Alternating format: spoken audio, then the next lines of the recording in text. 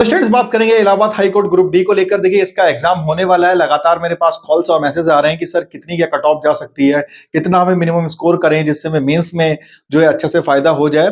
बाकी किसी प्रकार का आपको डाउट रहता है तो आप लोग इस नंबर पे कांटेक्ट कर सकते हो, क्योंकि पिछली बार का जो इलाहाबाद हाई कोर्ट का पेपर हुआ था तो मैंने काफी जो है वो वीडियोस भी बनाए थे और काफी बच्चों से बात भी करी थी, तो काफी अच्छा एक्सपीरियंस मुझे हो गया है। तो जो भी डाउट आप लोग के मन में है मैं कोशिश करूंगा कि उसको सॉल्व करने की आप लोग इस नंबर पर कांटेक्ट करके पूछ सकते हैं। और साथ ही साथ मैं एक अकाउंटेंट भी हूं, तो अगर आप कहीं प्राइवेट कंपनी में काम कर रहे हैं या फिर आप किसी रिलेटिव को या खुद में अगर आपको पीएफ का काम करवाना हो या इनकम टैक्स रिटर्न फाइल कराना हो या फिर कोई जीएसटी का काम हो तो भी आप लोग कांटेक्ट कर सकते हैं। बहुत ही मिनिमम चार्जेस में मैं अच्छे से आपका अकाउंट्स का काम भी कर दूंगा। तो चलिए टॉपिक पे हम लोग वापस आते हैं कि आखिर जो है आपका इलाहाबाद हाई कोर्ट में जो सिलेबस है हिंदी इंग्लिश मैथ जीए, तो कितने क्वेश्चंस के अटेम्प्ट करने हैं जिससे हमें एक अच्छा स्कोर मिल जाए और हमारा मेंस के लिए जो है वो क्वालिफिकेशन हो जाए। देखिए हिंदी की अगर बात करें तो 25 क्वेश्चन यहाँ भी हैं और अच्छी बात यह है कि इसमें कोई भी निगेटिव मार्किंग नहीं है। मतलब आपको जितने भी क्वेश्चन आ रहे हैं 100 क्वेश्चन आ रहे हैं तो 100 के 100 अटेम्प्ट करना है। अब बच्चे देखो गलती कहाँ करते हैं सबसे ज्यादा, तो हिंदी में गलती करते हैं और जीके और जीएस में गलती करते हैं।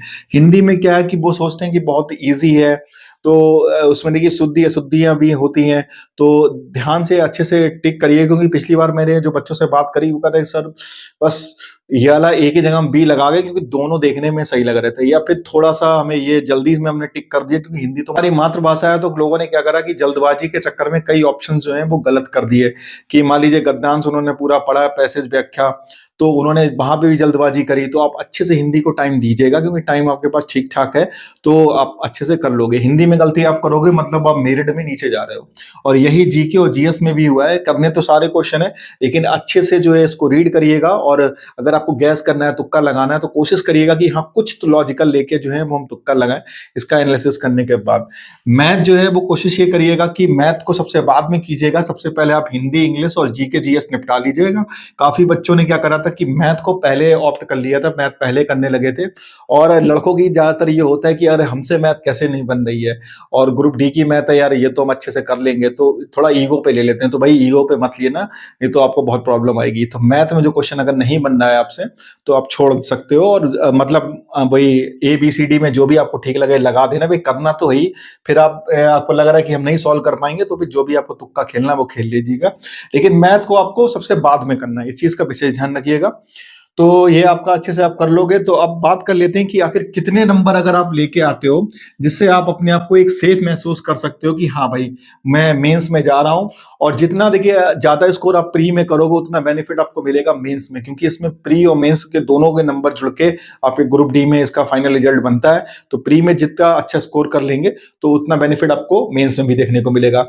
लेकिन अगर मान लीजिए किसी की तैयारी अभी बहुत ज्यादा नहीं है तो आप ये भी मत सोचना कि अगर हम प्री में नहीं हम अच्छा कर पाए तो मेंस में मेरा जो है प्री मेंस मिला के नहीं हो पाएगा।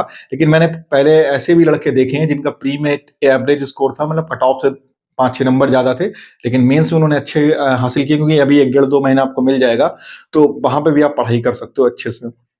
तो चलिए जनरल की अगर हम बात कर लेते हैं, जनरल में अगर 75 मार्क्स आप ले आते हो, क्योंकि इसमें नेगेटिव मार्किंग नहीं है, सभी बच्चे सारे क्वेश्चन करेंगे, आपको भी सभी क्वेश्चन करना है, भले चाहे आता हो या ना आता हो, आपको बस जो है अपना गैस करिएगा। आप देखते हैं किसका अच्छा गैस हो पाएगा। तो भाई 75 नंबर मेरे ख्याल से अगर आपके आ जाते हैं तो आपका प्री भी आराम से क्वालिफाई हो जाएगा, और मेंस के लिए भी आपको थोड़ी बहुत मेरे ख्याल से लीड मिल जानी चाहिए। ओबीसी की अगर बात करें तो ओबीसी का भी मैं 75 ही लेके चल रहा हूँ, क्योंकि जनरल ओबीसी में जो फाइनल कट ऑफ में जो है वो थोड़ा डिफरेंस देखने को मिलता है, तो आप ओबीसी को भी यही मान के आपके चलिएगा। ईडब्ल्यूएस का 1 नंबर कम कर सकते हैं 74। तो इतना तो भाई आप करोगे तो आराम से प्री भी मेरे ख्याल से निकल जाना चाहिए। बाकी तो पेपर जब होगा उसके बाद मैं एक वीडियो और बनाऊंगा।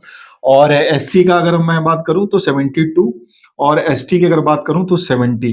तो लगभग इतना आप करोगे तो मेरे ख्याल से आपका प्री जो है आराम से निकल जाना चाहिए, और थोड़ा बहुत भी लीड भी आपको मिल जाएगी। और इससे प्लस आप करोगे तो उतना फायदा आपको मेंस में जो है मिलता रहेगा। ठीक है, तो आप ये टारगेट करिएगा और अच्छे से क्वेश्चन करिएगा, सारे क्वेश्चन करिएगा। पिछली बार कई बच्चों ने ये सोचा कि निगेटिव मार्किंग है इसमें तो कम क्वेश्चन अटेम्प्ट किए थे, तो भाई निगेटिव मार्किंग नहीं है। आता हो, अगर आपका मैथ का क्वेश्चन है नहीं आ रहा है तो टाइम वेस्ट मत कीजिएगा, एक तुक्का उसमें लगा के आगे बढ़ जाइएगा।